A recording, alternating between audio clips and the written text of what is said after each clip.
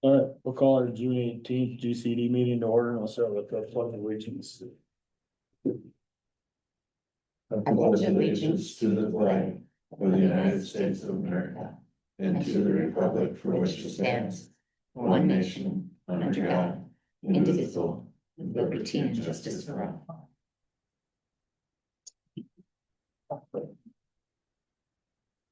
All right, we're gonna make one change to the agenda. We're gonna move the LTFM from letter E under new business up to right after the business manager report. With that change, is there a motion to adopt the agenda? So moved. I'll second. Moved by Therese, seconded by Jolyn. Any discussion? Seeing none, all in favor? Aye. Pose same sign.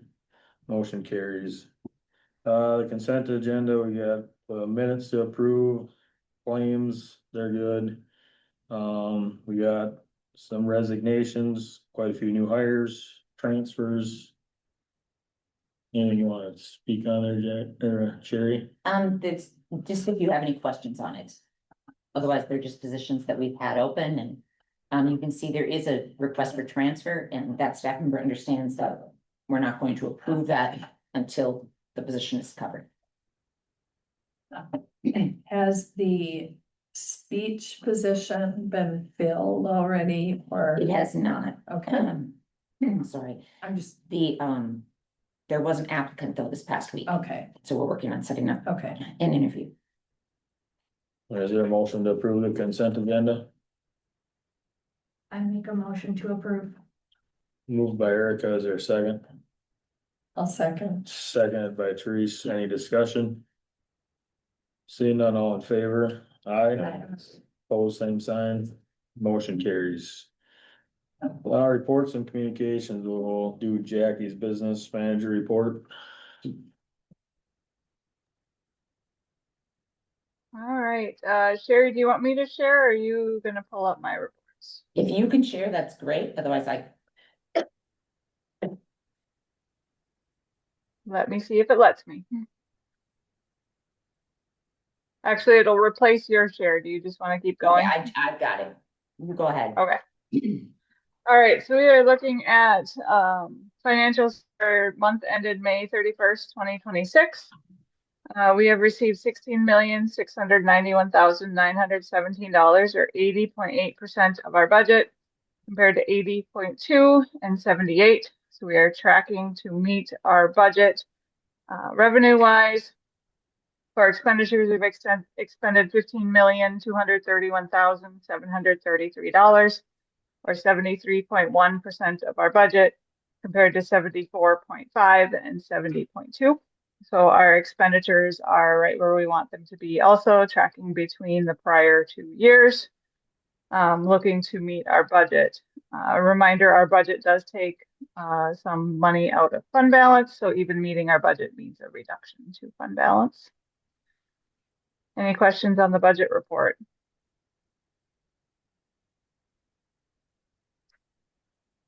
No, I don't think so.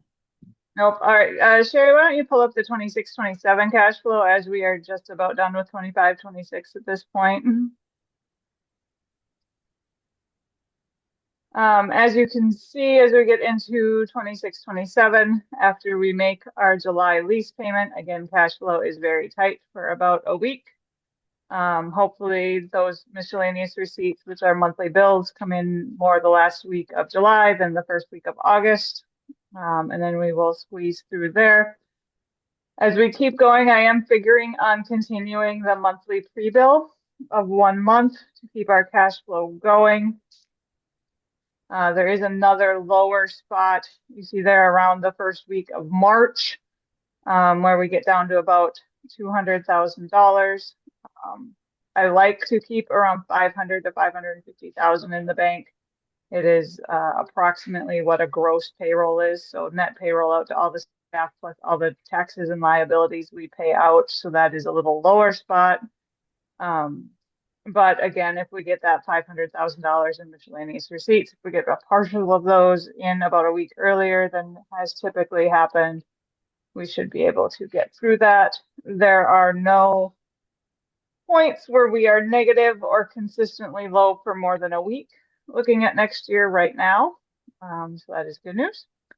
We'll keep looking at this, as a lot of our cash flow depends on when MDE adds certain state aids to our ideas payments. For example, QComp, they do not add that to our ideas payment right at the beginning of the year. They typically wait till after the STAR report is complete in November, and then that starts in our aid payments in early December. Our special ed separate sites, the extra money we get for having a setting 4 program, that didn't show up on our state aid payments until March this year. So the timing of that really impacts our cash flow, and when if it will look like this based on the MDE timing, or if it will, we'll have some lower spots once we get that MDE metering out on the first payment in July. Any questions on cash flow? All the superintendents are still good with, paying ahead yet? I don't had any issue with that. They haven't, Okay. so we'll just continue it, which is actually smoother for them. All right. How does that work in the summer? Ask The pre-billing? We divide all the expenses out by 12 months. So Okay, then July will be here. We'll probably send out the July invoices for July, just so they get in the right fiscal year next week. okay. So they can get paid early July. I was just curious. Yep. It's a question we get a lot. Yeah. The services won't actually start until September. Right. All right. I'll move on to the LTFM plan then, Jackie. Yes. And Sherry, if you can pull up the expenditures application, please. So if you haven't seen this come through your board already, you will soon. I believe I got a resolution from Lake City earlier this week. I haven't seen any others come through. That just doesn't mean they haven't approved them yet. They just haven't come back to That's me. really time. There is really nothing to note in the year we're approving, which is the fiscal year 27-28. You will see for 28-29, there's a $22,000 drop off in site projects. That is the end of our 10 years of payments to Red Wing schools for the parking lot improvements. So that will come off there. The rest is just continuation of the expenses we've had going. We have looked at this with Kevin Newman from Red Wing Public Schools. We've looked at this with a subgroup of superintendents. All So are it in was it. Evan Goff, Bob Joshik from the Red Wing, and Jeff Sampson. Met with Kevin Newman, Buildings and Grounds, and then Jackie and I, to develop this plan. Sorry, Jackie, I didn't mean to. That's fine. The other thing they are recommended is we start building our fund balance up as the building starts aging. So we have money on hand to do things like roof projects and tuck pointing, playground repairs, parking lot repairs, sidewalk repairs, any of those. So we are going to double the revenue we're collecting from our members, taxpayers, to $200,000 for next year and ongoing. One, to build up that, mostly to build up that fund balance, so that when some of those repairs start hitting, we have fund balance to do that with, versus having to either A, increase the levy a lot for 1 year to meet those expenditures, or B, having to borrow. We used a lot of the long-term facility maintenance this year for our speaker system and fire alarm system. We had a number of issues and that were unexpected. The other big project we did this year, and it came out to be more than we expected, was we replaced the port-in-place surfacing on the playground, which is a physical hazards expenditure. We had intended originally to do some crack repairs, but the recommendation, because it was 10 years old, was to replace the whole thing from the company. And we did have LTFM reserve, and we're able to do that. So tell me again how this rebuilding, you said something about increasing the levy? Like, can you tell me, re-explain it, cause, Unlike, regular ISDs, a cooperative can set the amount they levy each year. So we can ask you, what we ask for does not necessarily have to match our expenditure plan. Where regular ISDs have, a set amount per pupil unit they're maxed out as. This is what it will look like per member district taxpayer. It is double what we did this last year, because we did $100,000 for taxes payable fiscal 26. We're working on building up our fund balance like regular ISDs. We can only spend this on building projects for long-term facilities maintenance. So it's not going to go into the general fund. It is going to be reserved for projects like this, and anything we need on the building. With the building now being 11 years old, you see some of those larger projects kind of on the horizon of the 10-year plan. It was important to the superintendents that we build it up gradually rather than run into an issue and then have to do. Yep. Yeah, it makes That's sense. I just wanted to understand like how, where's the flow? So then will this be a separate line item within our own long-term facilities maintenance levy? No, Or- this is additional funds you get to levy for the taxpayers. So it does not impact what you're collecting at all. So you get to collect So- for your school district, and then we ask you to levy on our behalf this additional amount. Okay, that, So when you get your tax statement in the mail, Mhm. you actually will see these as separate lines. okay, that's what I was trying to figure Yeah, out. if Okay. you were to read the whole 40-some page levy document from the state, this is a separate line item on there. Okay. Thank you. This is a resolution, Oh. and I think it's due July 31st. Is that correct? Correct. We usually try to go first, just so then all of you can speak to it when it comes up in your districts.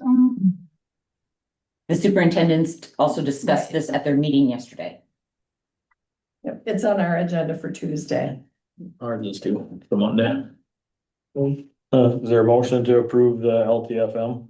So moved. Or do we, No, we'll make a motion. okay, So moved by Tree, seconded by Heath. Is there any discussion on it? Seeing none, Erica, aye. Joel, Terese, Aye. Jason, yes. Aye. Motion carries. Thank you, Jackie. Thank you. Enjoy your vacation. Thank you for joining us. Thank you. All right, we'll go back up to letter A. Experimental project-based learning recap. Okay, well, we have a special surprise for you guys tonight. That's me. And so I came super dressed up, ready for today. So as the principal of this building, one of our biggest goals for this year was my staff and I worked diligently, and that's what Destiny's gonna go over today. Talk about learning in a very different way. We have a different program, as you guys all know, with our REACH program, which is the Setting For students, and the ALC. We wanted the students to get out of the building, get out, go do things in the community. And while still making all the standards happen and being able to reach all those standards that we work on. So Destiny's gonna kind of give you a recap of how it went this first year. Our intent is to continue on for the second year. So I'm gonna hand that back over to Destiny. Perfect. Destiny teaches English language arts I do. on both sides of the program. Do you mind if I go up there? Cause I might have to Oh, like point out the absolutely. pictures if they're small Can and you pass anything out or do I you? think I'm You're good. Okay. Yeah, so anyways, I am Destiny Olson. I will be starting my third year here in this building. I taught in Cannon Falls for 8 years before this as the ELA teacher. So, yeah, I suppose it's no. I guess I've been teaching for over 10 years, so that's fun. So anyways, I have a few things I'm gonna share with you guys as I'm speaking, but I really wanna just say I do not like lecturing and I'm not a lecturer. So if you have questions or anything, please just ask me and interrupt me. I feel much more comfortable when that happens because I'm not a lecturer. So anyways, I this year got the initiative, the green light from Kim to kind of do more than what I have typically been doing in the classroom, which is what I've always wanted to do. I'm not a four walls teacher. I like to go out and do things. And so obviously, like she said, we have a unique community here, but I want to really share that like this could absolutely happen at any district. And I think it's so important, especially now it's really become like a passion project for me. And you'll probably hear me get emotional, as Kim would not be surprised, because I'm just like, this is my heart and soul, I've really realized. So, anyways, we had the awesome opportunity to try project-based learning, and we have an entire hour in our day set aside for this, but it's also meant to be incorporated into our regular classes. So into social studies and language arts and math and science. And it's really taking a more hands-on approach and not just like, hey, I'm going to toss in a project here, but also like get out of your seats and move outside of the classroom. And that's really what was the focus for this year. So I'm going to do my best not to also, does this work? Oh, I turned it off. So not to also just read from my slides. It's coming. Oh, you, Oh, no, I clicked so far. it's okay. How did I go back? Here, I got it. It's just pokey. Yeah, This is a little pokey. yep. Okay. Is that right? Nope. One more? Yeah, right there. Perfect. Okay, so why we started, obviously, unique situation here. A lot of our students come in and they've got a whole history of, I hate school. But that's not unique in the fact that that doesn't happen everywhere as well. But I have students in my room who they've tried this format and they've tried 5-0 and they've tried their home district and they're like, this is my last hope. Like, hey, give me what you got. And they're here to really experience learning in a different way because it hasn't worked for them. But learning is like, it's so versatile. It happens in so many different ways for all students. And my time in Cannon Falls in a regular ed classroom showed me that as well.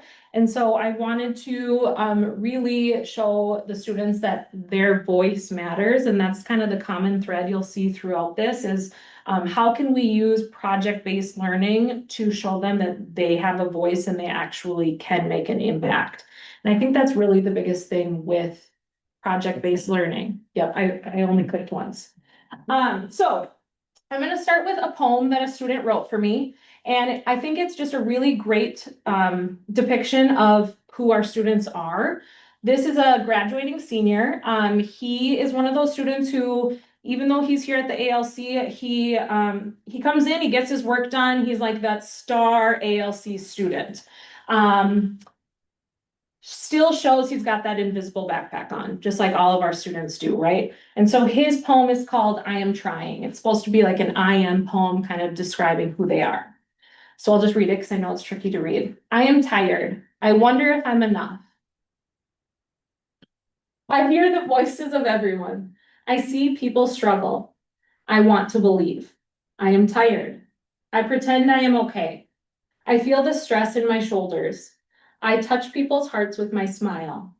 I worry about my friends and family. I cry in the shower sometimes. I am trying. I understand I might fail. I say I can do it. I dream I can do it. I try to do my best. I hope everything will be fine. I am becoming. So, super simple poem that he turned and just like blew me away. And it really showed me like, you know, this student, among all of our students, they've got stories to tell. And why don't we share those stories with the community? The first thing I did was I spent first semester creating what is called a zine. And I have one for each of you guys. I have one from both our ALC side as well as our Setting 4 Reach side. So the whole premise behind this was to really get students out there in, hey, my voice matters. How can I share it with a place that I feel comfortable? Like I'm going to hear everything. And we started with a semester-long project of share something that you are passionate about, whether it be a poem. Have I given these to you? Oh, here you go. whether it be a poem that you want to write, or if you're really into drawing, or for example, if you're really into crocheting, crochet your favorite teacher an exact depiction of her cat, Wow. which if I could show you my cat, I think there's a picture in there. This is exactly my cat. So it really gave students the confidence to say, I matter here in this community here at River Bluff. And they took it by storm, and I was so impressed and so proud of them. We made it a really special thing where during lunch then it was kind of this like buildup of when are the zines coming out? When are the zines coming out? And a student from each lunch would be chosen if they were on track to help me hand out the zines and some cookies. So we really celebrated, hey, you guys worked so hard and your voice in this building matters. It also really created some pride and belonging. It was so cool to sit in the lunchroom and watch them during lunch sit and they all have their zines open. Like that was the best part of the whole thing for me, is just seeing like, oh, did you see this? Or who's this? And they had the opportunity to either share their name or stay anonymous if they wanted to share more. I wanna just piggyback on that a little Yeah. bit. So our ALC students, as you guys know, our 8 through 12 students, generally just need a different way. And they do a little school, they might do it in their own way. The zine for the ALC is excellent. The zine that blew me away was our setting for secondary students. Those are the students. Some of them have been with us since they've been in kindergarten. Social emotional is their goal, right? That's why they're mostly here. And for them to, it looks, some of them are gonna be like, this is a high schooler doing this work. It might look elementary, but the fact that they did it and participated in and then afterwards, I would say to so-and-so, like, which one is yours? Because you can't always read whose is whose. And then they were so proud to say what they had done. So for setting for students to do this, that was, and the ALC, of course, but that was a huge, huge win. Yes, I would absolutely agree with that. It was so cool to see, a student who maybe struggles every single day in the classroom come to project-based learning class 6th hour and say, all right, I'm committed to this zine this hour. What can I do to like really bear my heart? And it was really wonderful. So And remind me, sorry, what's the Yeah. difference between these two? so the Pathways one, that's our ALC. Okay. Each student contributed 3 pages Okay. of their choosing. Mhm. The Reach one is our setting 4, and each student contributed Yes. 2 pages. Perfect. Yep. Thank you, sorry. You're totally fine.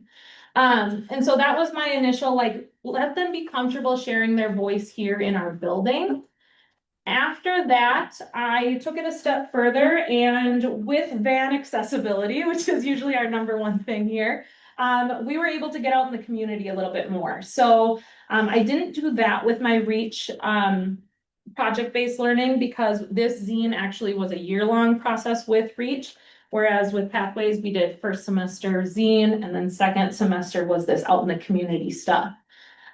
So we started with some acts of kindness. I had students brainstorm, what are some cheap ways that you can get out into the community and make a difference?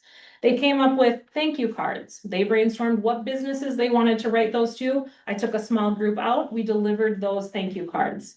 They came up with sidewalk chalk. So we went in front of Mandy's coffee shop downtown. We went to a hair salon. We went in front of the boathouses and just wrote really encouraging, like day brightening messages. And then the most exciting to me was the kindness rocks, which here you'll see 2 students who, let me just tell you, I intentionally chose this picture. These students sleep all the time. They're not engaged, although they're wonderful, wonderful people, but they're sleepers. They're the class sleepers or the wanderers. And this is not staged. They focused, they knew, like, I gotta show up for Olson's class because I'm painting kindness rocks today. And they did, and they showed up, and like without prompting, and it just gives me chills still to this day, because I'm just so proud of the work and the like energy that they actually poured into this. And it showed me, and it reminded me, they're all so capable if you give them the tools to show them that they are capable. These students are not going to do well when you're just sitting and lecturing at them all day. So we took that and we went out into the community. So again, just a few pictures. We made bookmarks for little free libraries around town. This is at the Mayo Clinic delivering a card. This is the Red Wing city employees.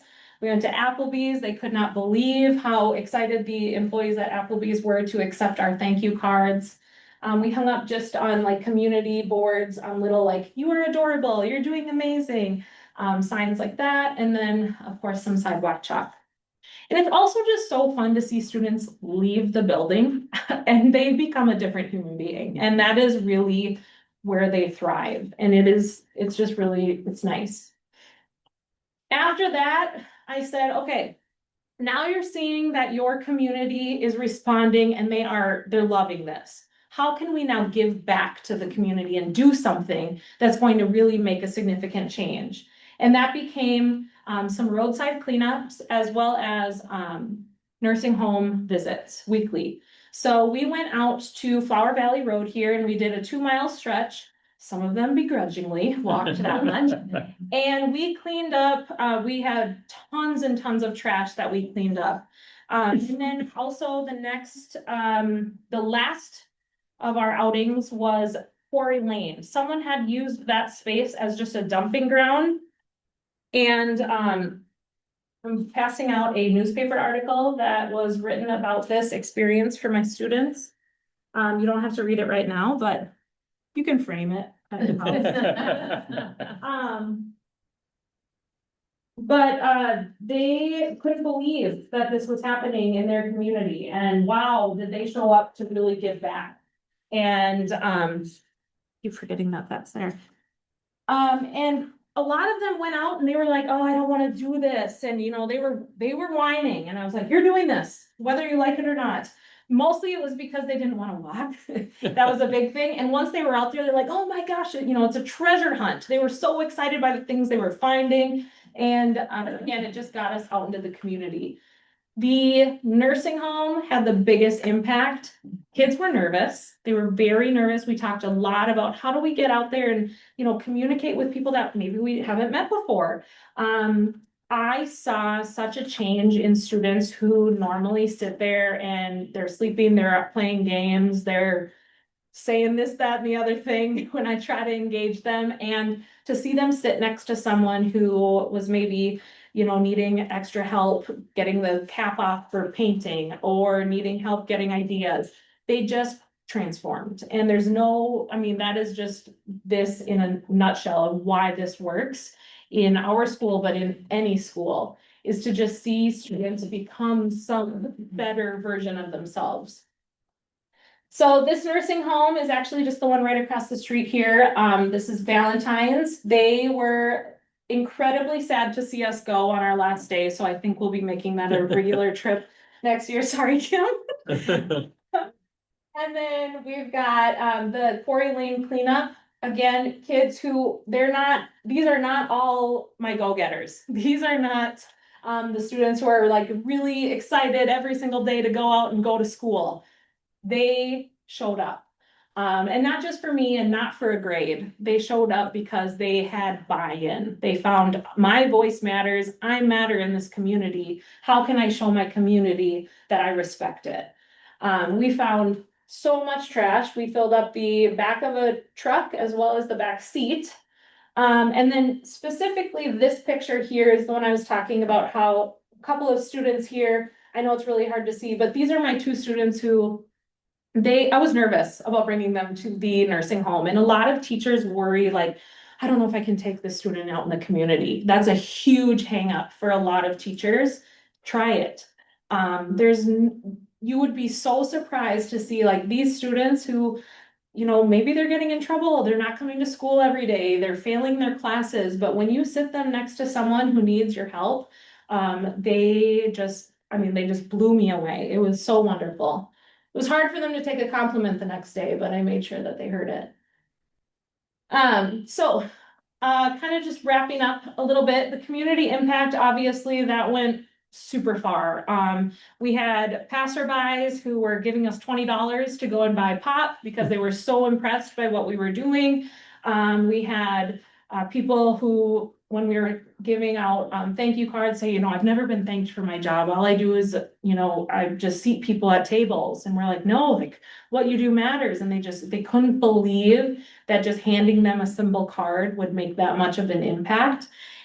And I think for a lot of our students, especially in 2026, they go home and a lot of them they're doing their thing. They're sitting and they're playing their video games. They're hanging out with their friends. They're going to their sports, but they're not all being offered these types of opportunities. And if we don't offer them those opportunities, they don't get those opportunities.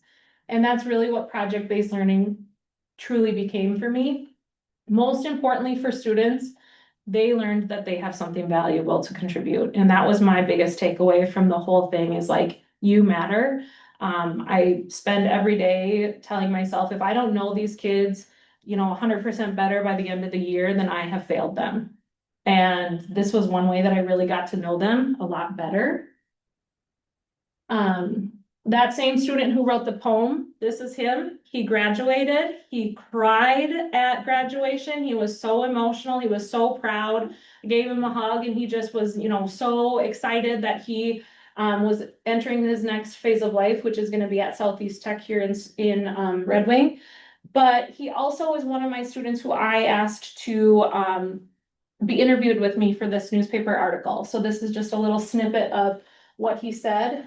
Christensen was reluctant to participate at first, they all were, but he soon found himself enjoying the project. He remembered seeing community members' delighted surprise as he and his friends delivered thank you cards and was happy to spread positivity in the community.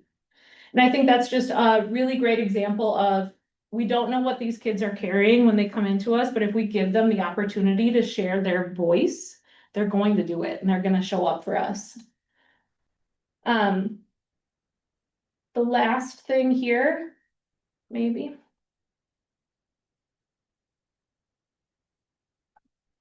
I don't know. Hang on.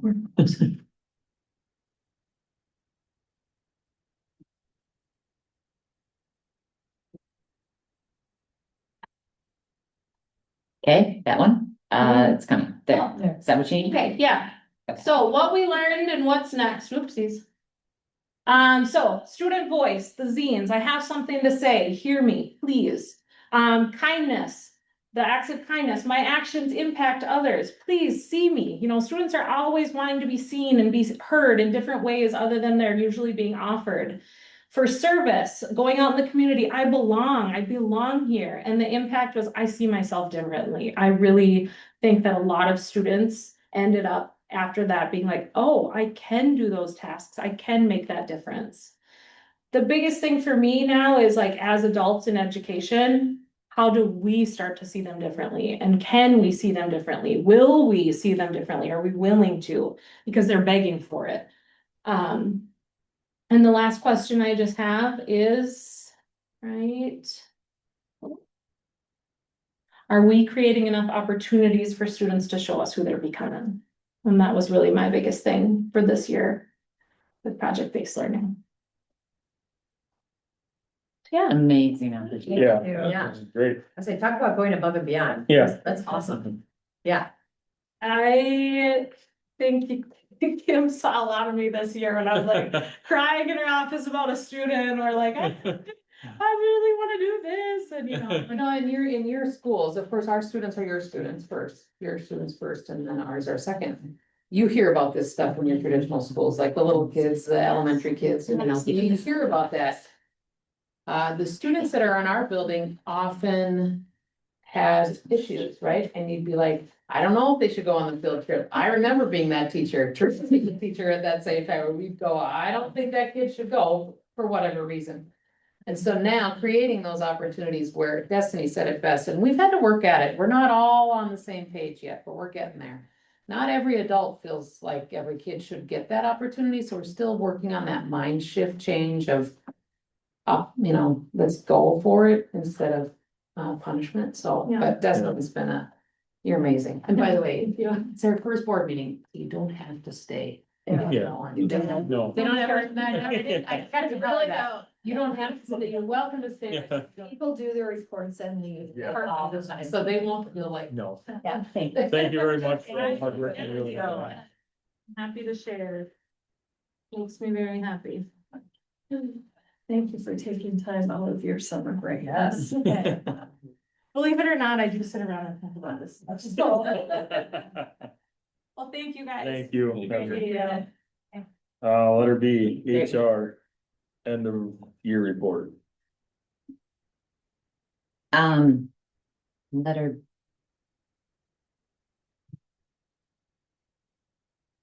Or B. or B. Says HR, end of year Yeah, report. Brian was gonna give an HR report. And he is not here, so we're going to keep that for the next time, because I Okay. really want him to be able to do that. And Uh, I think we're on step transition Yep. planning. So, we have, since we moved into this building, had the need for 2-step classrooms. STEP is our transition program. It's for our students who are 18 to 22 years old. This coming year, we've needed to expand that to 3 classrooms. And part of that is, it's always really important for kids to have a cohort of like peers. And over the years, our students that have needed, so there's 18 to 22-year-olds that need more of a mild or LD type transition program. We have another population of students that have more complex needs. Our districts have been serving those students themselves. Now, though, they have so few each place that we're pulling them together into one classroom. So as we start, so we're going from 2 classrooms to 3. As we started to look at this, though, our building could not, we didn't have the space to manage some of the needs of those students. So for this coming year, we are going to lease a classroom and bathroom from Red Wing Public Schools at Red Wing High School. So just like we lease a classroom at Twin Bluff Middle School, we'll be leasing a classroom at Red Wing High School for that group of students that have more complex needs.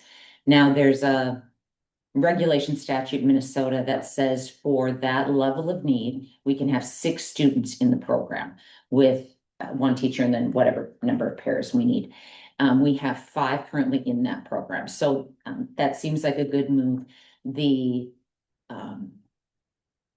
will fall under the same costing as our other step program, so that's no different. It's just, instead of just doing the lease at Twin Bluff for at least 1 year, we're doing 2 leases. The other thing our superintendents have asked us to do, or we started talking to them about, is what would it take? Could we bring that classroom in? What would it take building wise? One of the things I've been charged to do this summer is to bring Kraus Anderson back in. Where we'd like to do this, there's actually a planning space. It's like it was meant to be. If we just took out one wall, we actually solved the issue. But we're gonna have them come in, take a look at how the building has transformed over the 11 years and see, what would that cost be? We don't want, but if it's minor, then we can move that program back over here. So those students that are in that classroom will enroll in GCED just like the students here. And it goes through the special ed tuition billing system and all of that. I just wanted to give you that heads up that we'll be doing that for this year while we check out possibilities of bringing them into the building. Another option we've long considered for our transition program is, should they actually be in the building? Now, if I won the lottery next week, I would get a storefront downtown. Have them run a small business, have them out there in the community actually, rather than, because we want them, we're really moving from being a student to being an adult and taking them out of the school setting and putting them in that separate location. Many districts do this. They run coffee shops, they run gift shops, a number of things. It's just something we've always considered. Sometimes they have a house and the students learn how to take care of the house and do all those things as well. So districts do different things. That's always been on our mind. Over the years, the STEP program has been at the old hospital here in town. It's been in like 5 different locations over time. Again, we'll keep that in the back of our mind. But right now we're going to start with KA coming in and telling us what would it take and getting that answer. We could continue to lease there for a while. Those classrooms were actually developed just for this cohort of kids. It works well for Red Wing right now, and even if Red Wing changed grade configuration, it would continue to work. It's one classroom and an extended bathroom area. All right, Right. on to old business. Second reading of, looks like the policy 500s. Anybody got any questions on them? Is there a motion to approve them? I move we approve policies 514, 515, 515 form, 520, 520 form, 521, 521 form, 523, 524, 525, 526, and 527. And 524 form. Form, yes, sorry. I'll second. Then moved by Therese, seconded by Joanne to approve the policies. Is there any discussion? Seeing none, all in favor? Aye. Pose same sign, motion carries. New business. Request for administrative variance. So Red Wing had an assistant director position posted this year, and after doing interviews, we have someone that's been working on their director license but has not completed it. You can ask the Board of School Administrators for a variance. One of the steps of doing that is getting your board to approve asking for the variance. Other steps include, in this case, it's a director of special education, so I need to send an email to the executive director of that group in the state to let her know this is occurring.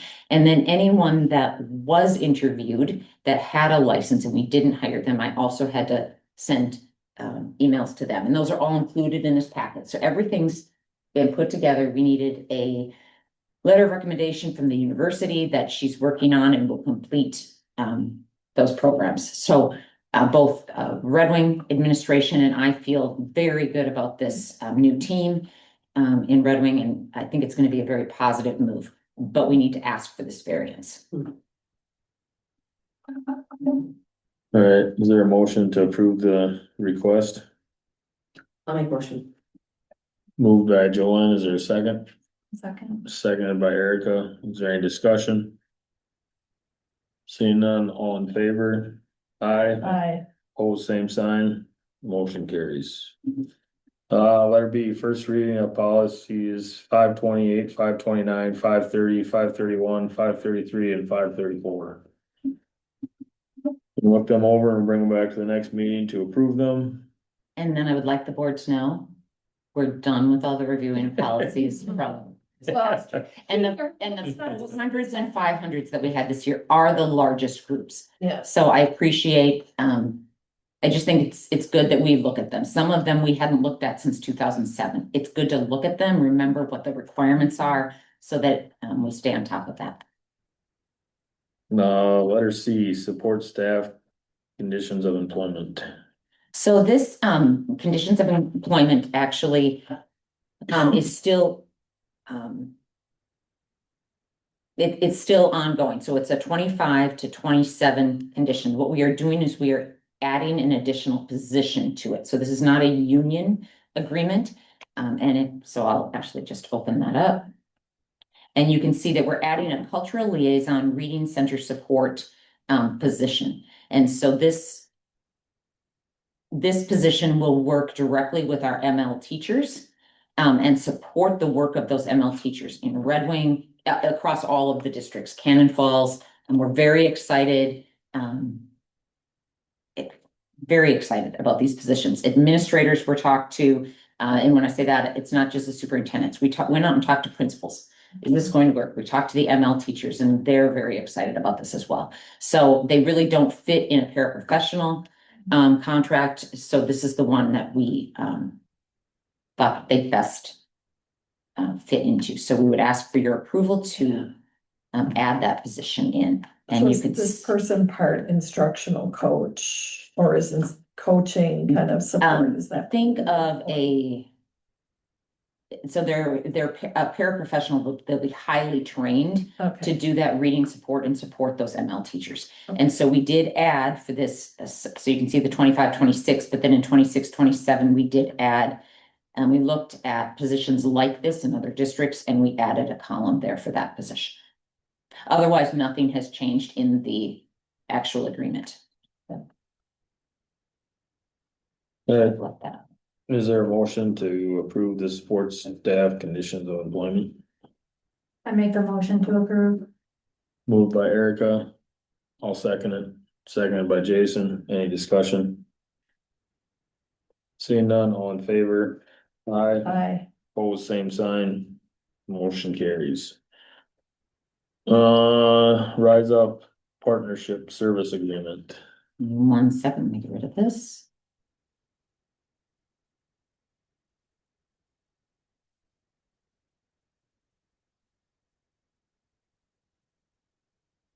Okay, the agreement is there. This is an agreement we started 2 years ago, I believe. Jamie Rojas is currently in this position.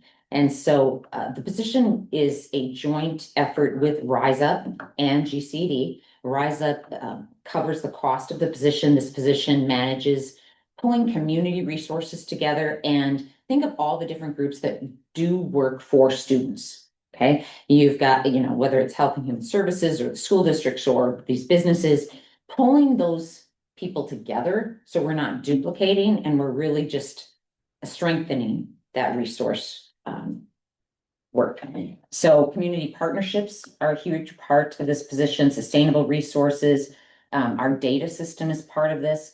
This position also does grant writing, and you can actually, you've looked at this, it's all, Yeah. all of the pieces are in here. And so we very much hope to continue this. It has been an amazing partnership, and she is in all of the districts. Is there a motion to approve the Rise Up Partnership? So moved by Heath, is there a second? I'll second. Seconded by Jolyn. Any discussion? Seeing none, all in favor? Aye. Aye. Pose same sign. Motion carries. Other? I would just say that our next board meeting is July 23rd. For the week previous to that, I am out in DC. It is when the Special Education Legislative Summit is occurring. I'm part of the planning committee. You can imagine that we've had a lot to talk about this week. So I actually get back at about 2 a.m. on the 23rd, but the board meeting time still works for everybody. And know that there's just a lot of concerns. It's education, not healthcare. Yeah, Right, Okay, these are students, not patients. right. I'm gonna get buttons that say that. Well, and some of these students are students that have medical needs that Right, need to be assisted in a school setting so that they can And have it access to. feels education. like we're maybe going back to the 1950s. Right, There, in all of the discussions you hear, the administration and the Department of Ed are talking about, these are students that need home living skills, and, that's about 3% of the entire disability right, student population. Most of our student population is students with learning disabilities, emotional disabilities, so there just seems to not be much understanding. Our state and national groups have been signing on to a number of letters, and action alerts have gone to all of our congressmen as well. So know that we're working on that, and if you need anything from me, let me know. But I did want you to know I'm really excited about going out. Again, that is not something that the Goodhue County Education District pays for. That's paid for by the national board. So I will go and share our message. there you go. thank you. I like it. Yeah. Mhm. Comments? I just like to say graduation went well. Kim, good It's job. very nice. I've heard so many compliments. It was such a fun time. It wasn't was, It yep. just like, even Jason grabbed the microphone from me. I know. I can't believe you did that. Like, yeah, Jason, I know. I was compelled to say something, Okay. so Kim was gracious enough to let me say something. I'm sad that I missed that. It was short and very sweet. Yeah, I was like, were we supposed to say? just when I was sitting there, when I was sitting there, I was like, I really need to say something, so. You do. student speaker. Oh, Yeah. yeah. Oh, gosh, ugh. Yeah. I love the bullhorn. Oh, yeah. It was loud, it was Yeah. proud. Very good graduation ceremony, so, Thanks for coming. It's great. yeah. Next meeting is July 23rd, right here at 6 o'clock. If nothing else, I'll take a motion to adjourn the meeting. Motion to adjourn. Moved by Erica, is there a second? Second. Seconded by Teresa, any discussion? Seeing none, all in favor? Aye. Pose same sign, motion carries. Destiny